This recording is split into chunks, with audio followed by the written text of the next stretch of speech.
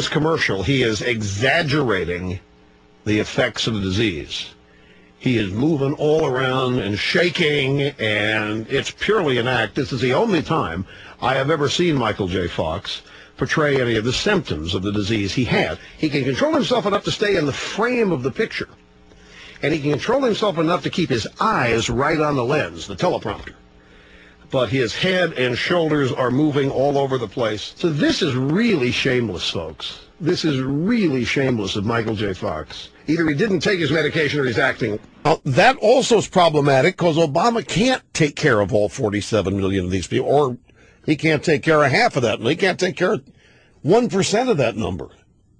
Hell, folks, he can't even take care of his family, for crying out loud. Can we be blunt? His aunt lives in a slum. I feel like heading to the top of the Empire State Building and shouting this with the biggest megaphone I can find. His Aunt Zatootie lives in a slum.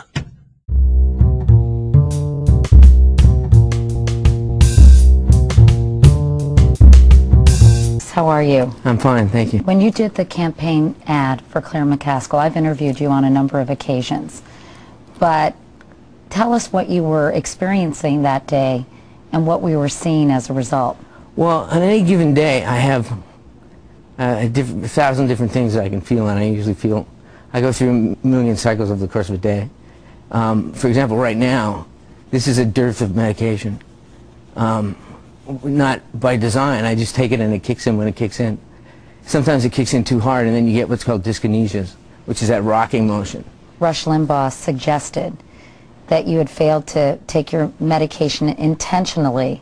So when you did that ad, you'd be more symptomatic and therefore more sympathetic. The irony of it is that I was too medicated and was dyskinesic. Because the thing about being symptomatic is it's not comfortable. Nobody wants to be symptomatic. It's like wanting to hit yourself with a hammer. You know, you want at all times to be as comfortable as you can be. And at this point now, if I didn't take medication, I wouldn't be able to speak. I'd have a mask face. I wouldn't be able to speak, and I'd lock up and freeze and wouldn't be able to move. So there's no time that I'm not medicated. When you saw Rush Limbaugh pretty much imitating you on his radio show, I know that played in... I didn't see it. ...on many media outlets. You haven't seen it? No, I heard about it, but, you know, it's one of those things, I heard about it, my first thought was, no. You're kidding me. And then I thought, well, you know, I knew there'd be a swift reaction from some quarters. And, you know, and I knew there'd be that celebrity tag, which always kills me because the people who throw that celebrity tag around are themselves such huge celebrities and incredibly well-paid celebrities, and you know, really have no more God-given right to have the platform than I do or any American does. We all have a right to speak up and say what we think is right, and we all have a right to fight for the things that we believe in. And I believe that science should move forward in this country. Science is a big part of the American story, and we need to start writing a new chapter. Michael J. Fox is stumping for Democrats in the political arena and is therefore open to analysis and criticism, as we all are. Well, first thing, you know, he used the word victim, and in another occasion I heard he use the word pitiable.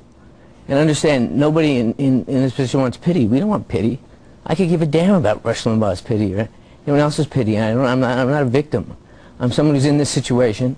I think I'm in this situation along with millions of other Americans, whether it's, like I said, for Parkinson's or Alzheimer's or ALS or diabetes or spinal cord injury or what have you. And we have a right, if there's answers out there, to pursue those answers with the full support of our politicians. And so I don't need anyone's permission to do that.